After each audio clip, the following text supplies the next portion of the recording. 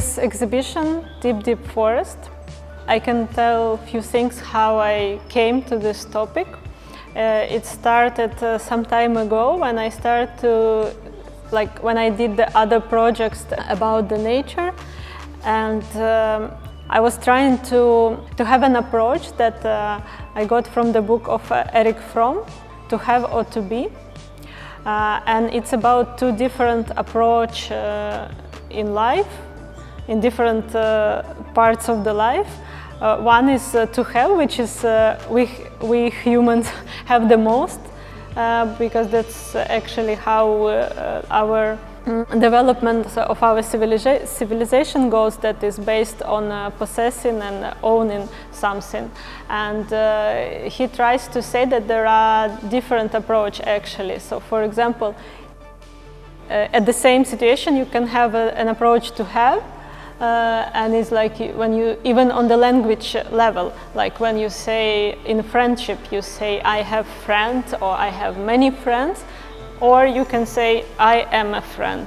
So like being in the situation, taking active actually position, but in a good way, being a part of something. And the same thing we can tell about our feelings about the nature. Like when humans experience the nature, they could also have this having thing that we mostly have. That's how we actually grow our cities, controlling the nature, like controlling fields, and we got agriculture, or controlling forest, and then we could build our cities. So still there might be some other approach to this, to the forest and to the wild nature. That's why I started to think about it, where in our culture we could meet the other examples of it. And I was especially interested in the forest, because forest very often appears in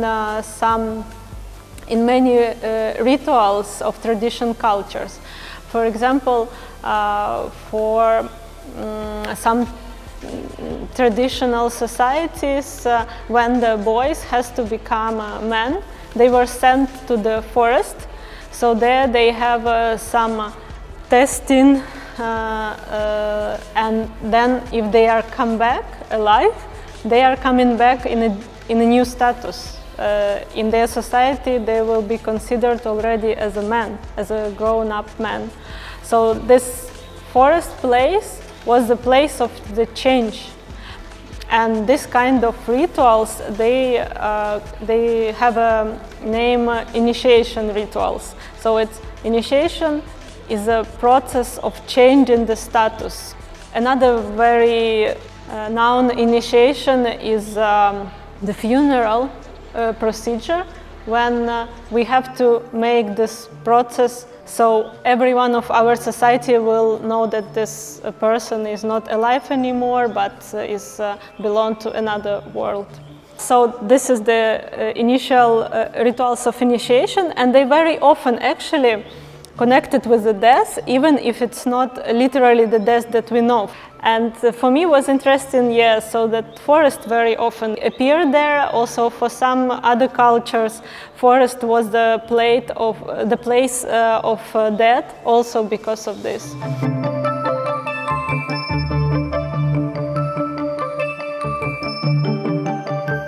That was one point, and from this point I also start to read fairy tales, like Slavic fairy tales, Ukrainian and Russian fairy tales. They very often have the forest at the place of action. Usually it's a hero who has some task or has some mission, and very often he goes through the forest where he will meet mysterious creatures or animals, or like someone who will also kind of test him. And in this way, these heroes also develop his personality. The forest here becomes like a metaphor of this self-development. It's interesting also that Carl Jung, the philosopher and psychologist, he he was describing, he had this theory of collective unconscious, that there is some unconscious, like, or some memory that is similar to many different cultures, different nations, regardless their language or their traditions. Some very core, he called them archetypes, and there were archetypes of mother, archetypes of death, or archetype of the earth. And for the forest, he was saying that the archetype of forest is actually our subconscious, individual subconscious of everyone. So because it's some dark place, it's unknown place, it's mysterious, it could feel danger because it's unknown, right? You never know what you're gonna meet there, and if you're gonna survive after this meeting, and if you are gonna come back to the society. Also, forest is like a bit of opposite of the city, right, of the society. So for me, all these points that I listed were interesting, how they actually work together and how they actually go in logical one idea from another, and it's all quite connected. From these points, I start to think where also in contemporary art we could, with which artist or in which works we can talk about it. So when we talk on these topics, there is always this meeting of two topics, human and nature, and what are their relationship, what could be this approach coming, if we are returning back to my first point about the approach to have or to be. So yeah, many artists actually nowadays consciously or unconsciously or on purpose or not work with this question. What are the relationship between human and the nature, and what the experience you could have being at the nature.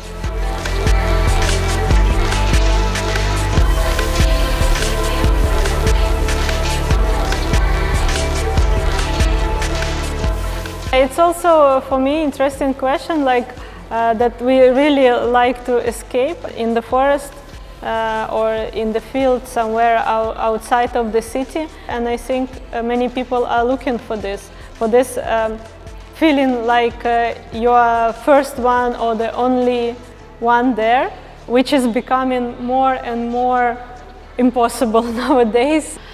In this case, it's interesting the work of Fantastic Little Splash from Ukraine.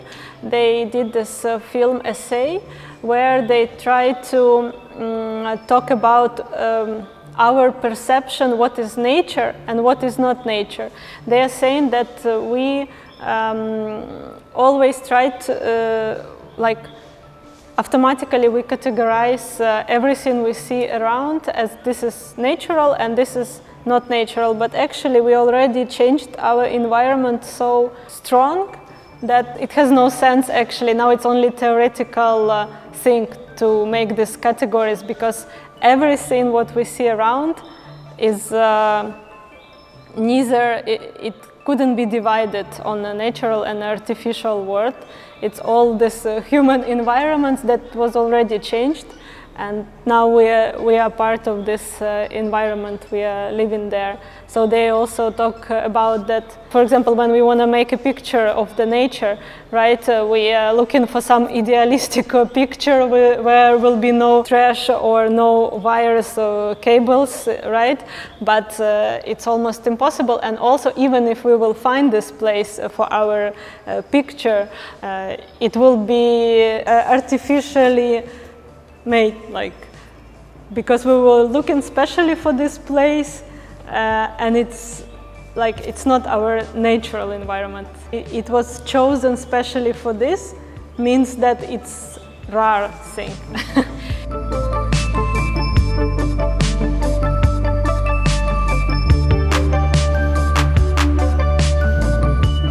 course, my project, because it's about nature and human, of course, it always raised ecological questions, but I wouldn't say that my first mission is this.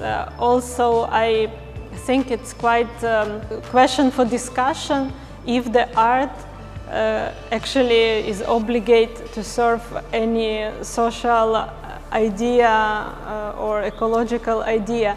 Of course, it does raise the question, and also I like the way how the arts raise this question, which is not so direct and not didactic, like this is bad and this is good.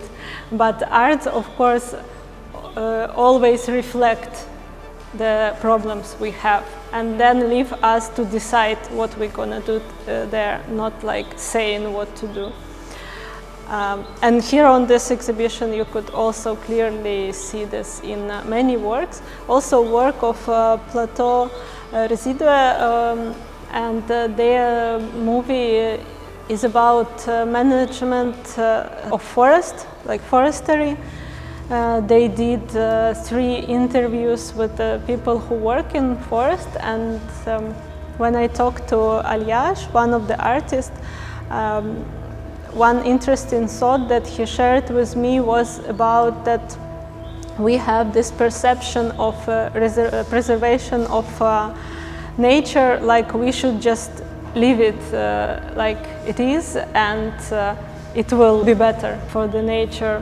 It's more complicated question actually, because for example the forestry, like we have already so much intervention into the nature, so it's not enough for now just to leave it and not taking care of it, because the system, like the chains that are in the nature, they already having very much influence of human. So if we just leave it, it won't easily work as it has to work.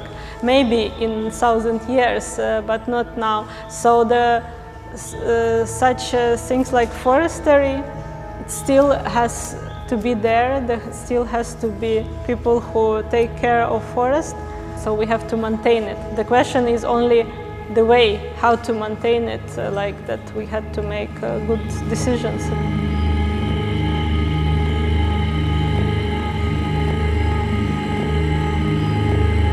The work that we see here is a work by Jeong-gu, the artist from South Korea. Here on this work he is kind of represent the underground world as he could see it. What he did is that he researched and observed the world of the soil, let's say, and he took, like with microlens, he took the picture of like really small parts of the soil, like what is soil made of, right? The remains of plants, remains of animals, like little details. Then he did like models out of this pictures. So, and after he like took, using all these parts, all these elements, he creates his this system of the soil, how he sees it, and he does it also not in a still picture, but in a video, as we see, and it actually also gives us ideas of life, right? That there are constant changes. It's not like one thing that is frozen.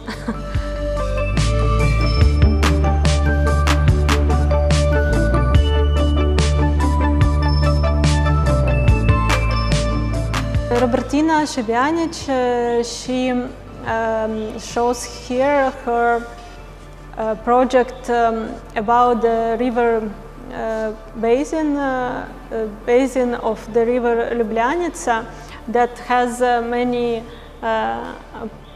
smaller rivers, streams and parts, and you can see that this installation consists of the 3 video channels and one drawing, one scheme. and this is the picture of this river system, and you can see there that some lions are like half present there, and it means that in this part this river goes underground or is smaller. So already from the scheme you can see how much changes there is in this flow. To show this like complicity and changes, Robertina took videos, and she recorded videos and she recorded the sounds, which sound also of course always change from one place to another, because when somewhere the speed is higher, faster, and somewhere the river is more calm.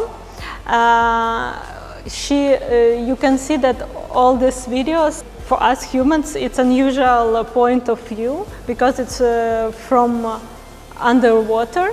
She chose this point of view especially because she wants to show it how the ones who live in the water see it actually, like from how this world is seen. I like this work, and we decided together with Robertina that this one fits the project also because of the tensity that you have when you look through these videos of water, with all this complicity of the grass there, of different fishes and other creatures who lives there. Yeah, and also with all these changes, like there is again the constant change of it.